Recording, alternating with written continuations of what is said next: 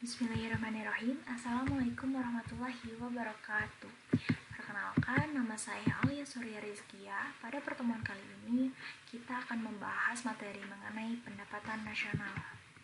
Nah, sebelumnya, apakah kalian tahu apa itu pendapatan nasional? Mungkin kalian bisa membaca sendiri ya, apa itu pengertian dari pendapatan nasional. Dan di sini ada pengertiannya menurut Irving Fisher. Nah, berikutnya konsep yang berkaitan dengan pendapatan nasional. Yang pertama ada GDP atau bisa disebut dengan PDB. Yang kedua ada GNP, di situ sudah disertakan rumusnya. Yang ketiga juga ada NNP, sudah ada rumusnya juga. Yang keempat ada NNI. Yang kelima ada personal income, dan yang terakhir itu ada disposable income. Kita bisa lihat itu rumusnya sudah ada, tinggal nanti kita melakukan latihan soal. Nah, mungkin di sini ada manfaat pendapatan nasional yang bisa kalian baca.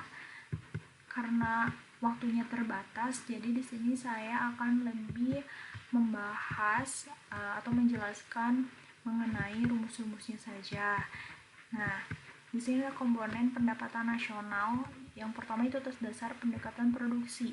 Di sini ada MT, yaitu nilai tambah sama dengan nilai output dikurangi nilai antara. Lalu yang kedua itu ada atas dasar pendekatan pendapatan, yaitu rumusnya Y, yaitu pendapatan nasional sama dengan W-nya upah atau gaji, ditambah R-nya sewa, ditambah I-nya bunga, ditambah P-nya keuntungan. Lalu yang terakhir atas pendekatan pengeluaran, yaitu rumusnya Y-nya sama seperti tadi ya, pendapatan nasional, ditambah C-nya itu konsumsi rumah tangga, ditambah I-nya investasi, ditambah G-nya pengeluaran pemerintah, ditambah dalam kurung X-nya ekspor, dan dikurangi M-nya impor, seperti itu. Nah, di sini pendapatan per kapita itu rumusnya yaitu PDB dibagi jumlah penduduk, seperti itu. Mungkin ini dapat saya skip, dan nanti di akhir pembelajaran akan saya berikan bahan PowerPoint-nya ya, agar bisa kalian baca kembali karena meninjau waktunya yang sangat terbatas. Nah, di sini juga ada menurut Bank Dunia, negara-negara di dunia itu dibagi atas 4 kelompok, dan di sini saya telah melampirkan pendapatan per kapita negara ASEAN pada tahun 2018 yang dapat kalian analisis nanti. Nah, dilihat dari negara ini tuh negara mana saja yang masuk ke dalam kelompok berpendapatan rendah, menengah bawah, menengah tinggi, hingga berpendapatan tinggi.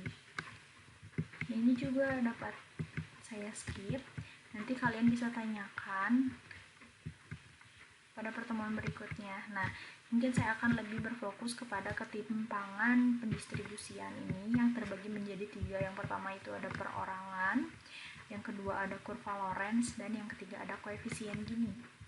Nah, berikut adalah bentuknya. Kurva Lorenz ini bisa dilihat nih, semakin melengkungnya si garis Lorenz terhadap si garis diagonal ini, berarti artinya itu semakin jauh ketimpangan yang terjadi. Nah, bisa dilihat kalau yang A ini distribusi pendapatannya itu relatif merata karena si ininya lebih dekat terhadap si garis yang diagonal. Sedangkan kalau yang B ini distribusi pendapatannya relatif tidak merata. Mengapa? Karena si garis Lorenz-nya ini melengkungnya lebih menjauhi si garis pemerataan yang diagonal ini. Nah, lalu di sini ada koefisien Gini. Koefisien Gini ini lanjutan dari kurva Lorenz.